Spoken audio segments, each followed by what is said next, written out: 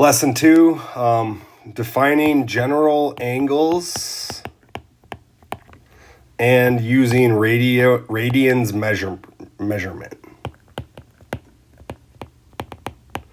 So when we talk about angles, okay, we kind of talk about them in their standard position. So this is like, hey, I started here at my initial side and I opened up over here and this is where I ended. So an angle is in standard position if its vertex is at the origin and its initial side lies on the positive x-axis. So if we do a couple different examples, so let's say that we wanted to draw angles with the given measures in standard position. So I would say, all right, let's say 240 degrees, 500 degrees, and negative 50 degrees. So if I was drawing this out, I would say, okay, let's just do all three here.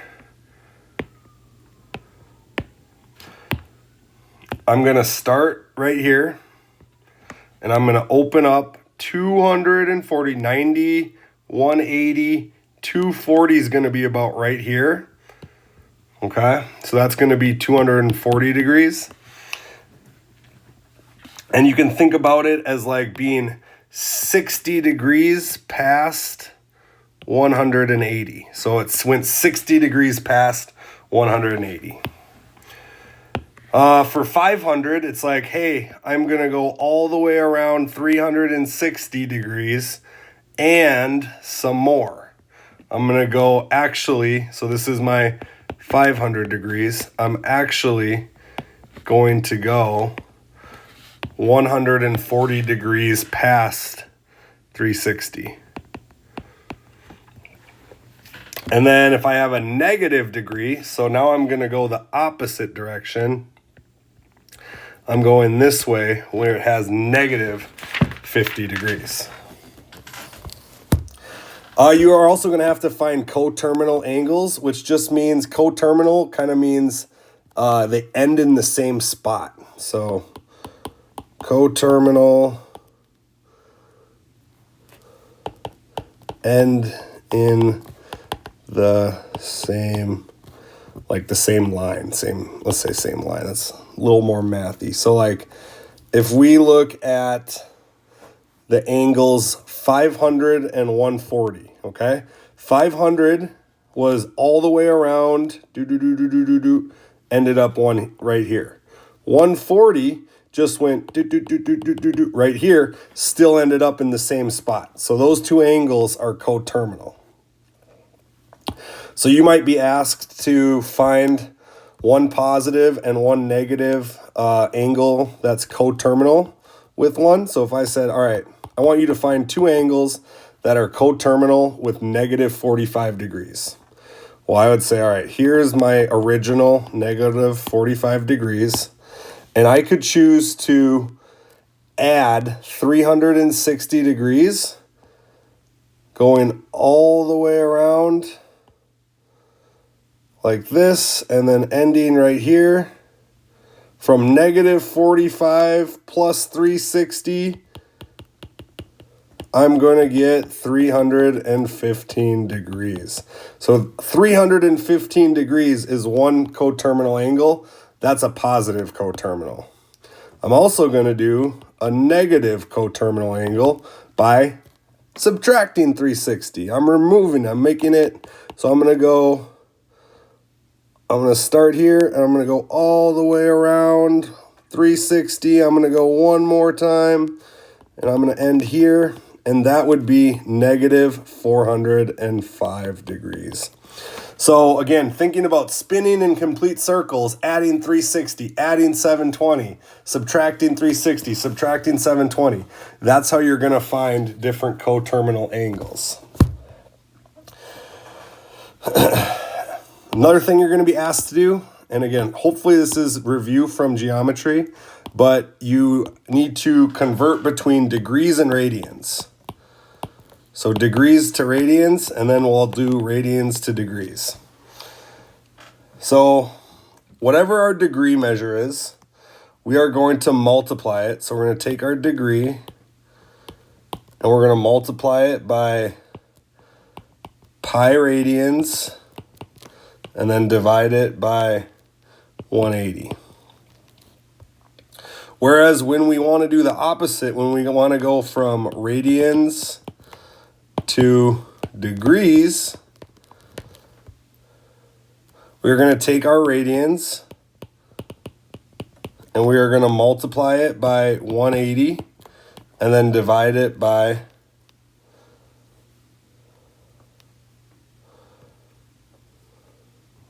pi radians. So they're kind of like opposites. You can see in one example, we've got it on top. This one, we've got it on the bottom, and then it kind of flips. So we'll do an example or two.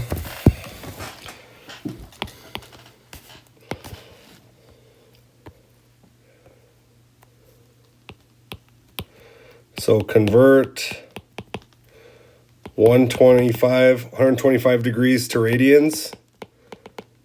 And then for B, it's going to be convert negative pi over 12 radians to degrees. So we'll start with our first one. So if I have 125 degrees, that's going to equal 125. So again, using my equation right here, 125 multiplied by pi radians all over 180. So really, all I'm focusing on is this part right here. 125 divided by 180. How can I simplify that?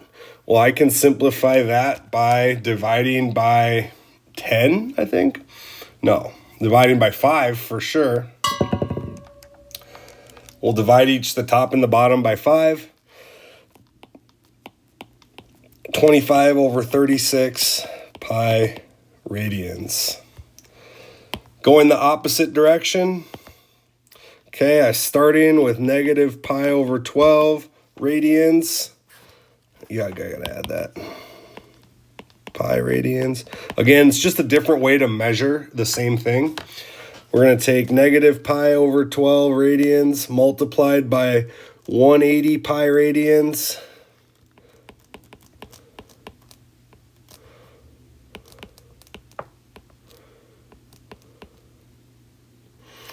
So this is radians and this is radians. So again, pi divided by pi is going to cancel out. So that's gone. My pi radians. So now I'm left with negative 180 over 12. And negative 180 divided by 12 is negative 15 degrees.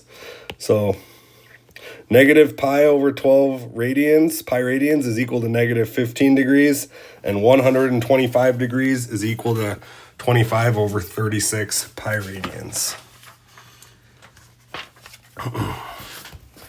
Arc length and area of a sector. Okay, so this is the last concept of this unit. Again, should be review from geometry.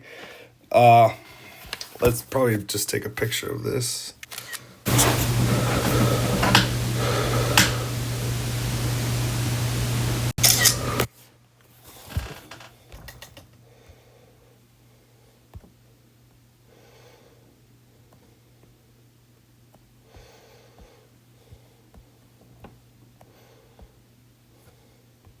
So arc length is on the outside. It's like a chunk of your circumference. If it was a pizza, it'd be like the crust. Whereas the area, okay, so the area would be like the actual pizza, the part that, you know, it's got the pepperonis and the sausage and all that other stuff. So that's kind of the difference between arc length and area. And we've got a couple, look at these formulas right over here. Arc length is r times theta, and which is the radius, and area is 1/2 r squared times theta, again pi r squared. So let us take a look. Now again,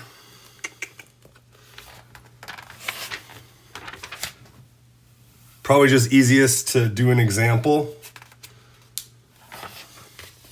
So let's say that we have a baseball field.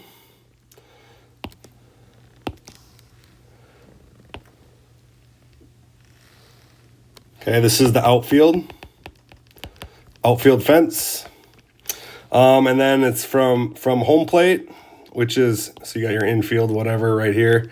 From home plate to the right field fence, it's 180 feet. So forms a sector with find the length of the outfield fence and the area of the field. So if we want to try to find the length of the outfield fence, we're going to say, all right, well, I know that this right here, I didn't draw it very good, but this is a 90-degree angle. So we have 90 degrees right here. So I'm going to try to convert the measure of my central angle to radians. So I'm going to say that 90 degrees equals pi radians over 180, which again, 90 over 180 is just going to be reduced to pi over 2 radians. And now we can use our formula that we just found.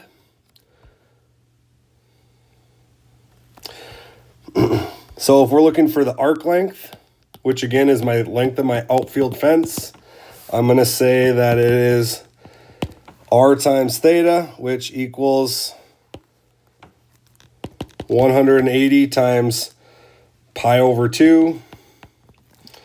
Because we just converted our 90 degrees to pi over 2. This formula only works in measured in radians. So if you're using radians, you have to do it this way, or you have to get it in radians, which again, 180 divided by 2 is 90 pi, and 90 times 3.14 is about 283 feet.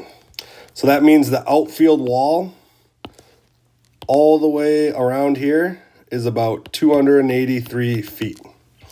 Now to find the area, 1/2 r squared theta, again, need it in terms of radians. We got that right here. So sector area, wow.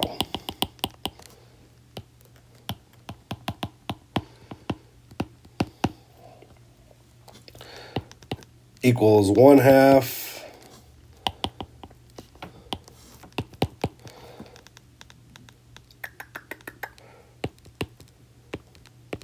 So again, my radius, because it's a sector, again, if this was the center of my circle, from the center to the outside gives me 180. So 1/2 times 180 squared, and then it's by pi over 2 radians. So 180 squared times 1/2 gives me 8,100, and we still have pi. So when you multiply that by 3.14, you get approximately 25,400 feet. So the area inside the outfield wall is 283 feet, and the area inside the baseball field is 25,400 feet.